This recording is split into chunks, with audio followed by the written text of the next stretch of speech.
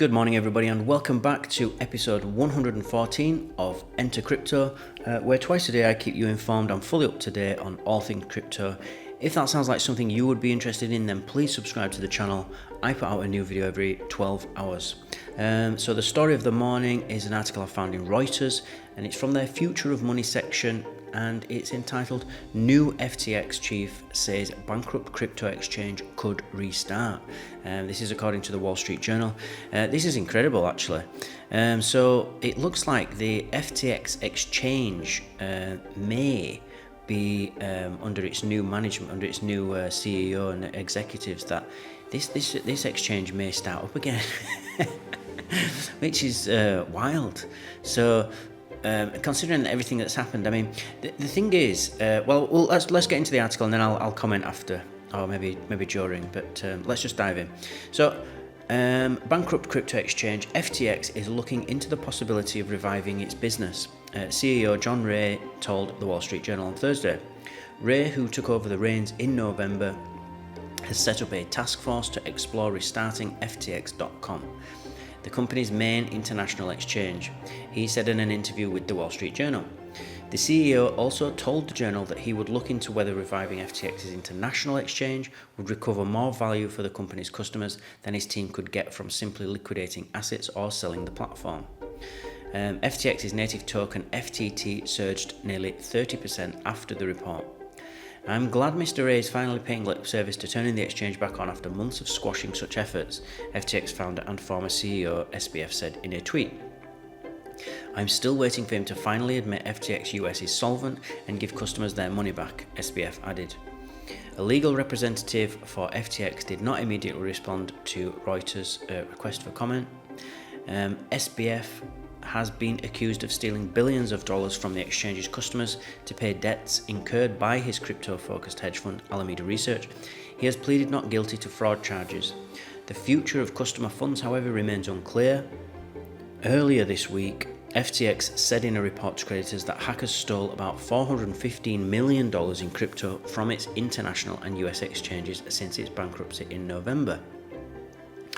So it's only a short one, but I mean, that'll be incredible if that starts again. Now, just one thing to point out, that when this exchange was running, I actually used this exchange many times, like loads of people. This was a great exchange to use from a user's point of view, purely on, shall we say, user friendliness. It was a really good exchange.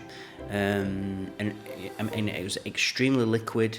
There were lots of different tokens you could trade on. The withdrawal fees were zero for Bitcoin if it was one transfer per day, and your first transaction was also free on ETH. I think they paid half the withdrawal, the gas fees for the withdrawal on the ETH network, and there was loads of other things where it was just free, where you just thought, oh, this is great, this is better than Binance, because Binance charges you for withdrawals, obviously.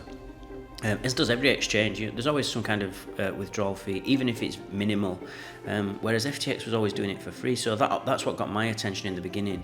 Now, I didn't have any money when FTX actually went down. I'd stopped using that exchange by that point, probably a month or two before things started worrying me, but I just used it as an exchange. I used it to trade on. I used it, and that was it. I didn't keep any money on it. I just put my money on. I would trade and decide whatever it is that I wanted to buy, and then I would take my crypto or my dollars, whatever it was that I was using. It would be off. There was no money held on for any more than, shall we say, 4 or 5 hours while my trade was open, and I just did that every time. It's a bit of a hassle and a bit of a faff to do that with exchanges, to keep putting money on and keep taking money off. But for me, I've seen this happen so many times that it just, at any moment, an exchange can go down and your money's gone. So if you're trading in large amounts, that's something to think about. Or even if you're trading in small amounts, still something to think about. And there's so the actual exchange itself was good, was really good. It was only till after, I think that's one of the things that was so shocking as well about what happened after, was that the infrastructure for the actual exchange and how the exchange functioned itself was really good from a user perspective. The problems obviously were behind the scenes, and that the money wasn't real, and that all this, and that was obviously all well, it's all going to come out anyway, what's happened, but I think everybody's got an idea of what's been going on.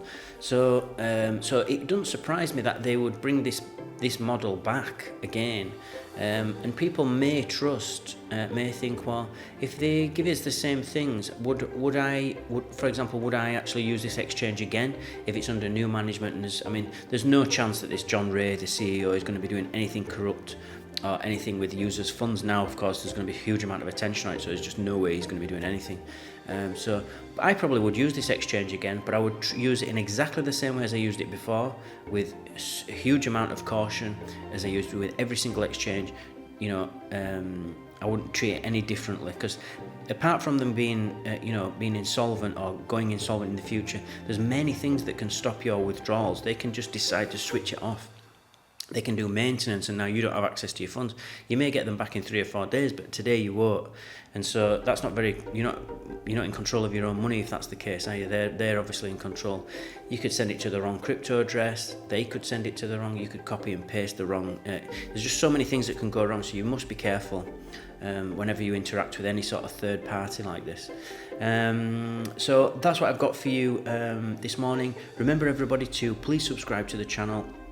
Join my team, and I'll keep you updated on all things crypto every 12 hours. Smash that like button if you feel you got value from this video, and I'll see you all in 12 hours time.